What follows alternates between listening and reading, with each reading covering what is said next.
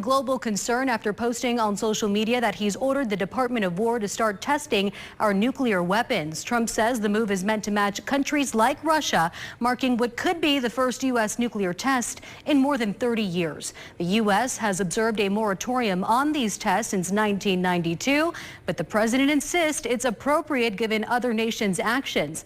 The White House has not clarified those comments. Nevada officials say they were taken by surprise by President Trump's announcement, but that they oppose any efforts to restart testing. Senior political reporter Steve Sebelius has that story.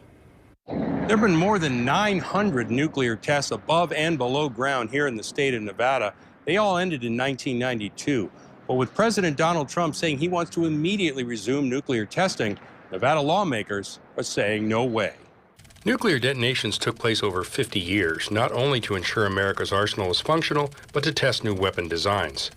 But the effects of above-ground tests had health consequences, not just for workers, but for those downwind of the testing. Congressman Stephen Horsford, whose district includes the Nevada National Security Site, told me today Nevada has already done its part. Not another round of contamination can be caused to the people of Nevada. We have sacrificed too much already, and we will not sacrifice more.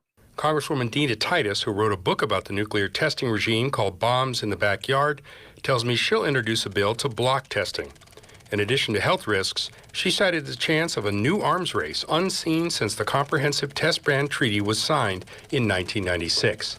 That treaty has not been ratified by the U.S. Senate. If you think about how hard we worked, how much time it took, how many pieces had to fall into place to put in an agreement with the Soviet Union primarily that we would stop testing, how could they turn that clock back and restart an arms race?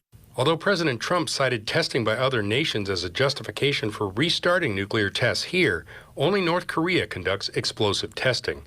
During a Senate hearing Thursday, Vice Admiral Richard Correll, a nominee to head the U.S. Strategic Command, told Nevada Senator Jackie Rosen he trusts America's testing regime. The adequacy and efficacy of the nuclear weapons stockpile is certified on an annual basis.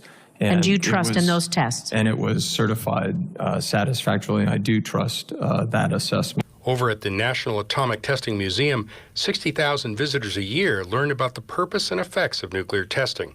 Joseph Kent, Chief Community Officer and Curator, told me he invites the public to learn the facts about a fascinating period in Nevada and U.S. history. We believe strongly that in order to ensure an open dialogue about national security and what that means, it really starts with understanding the past.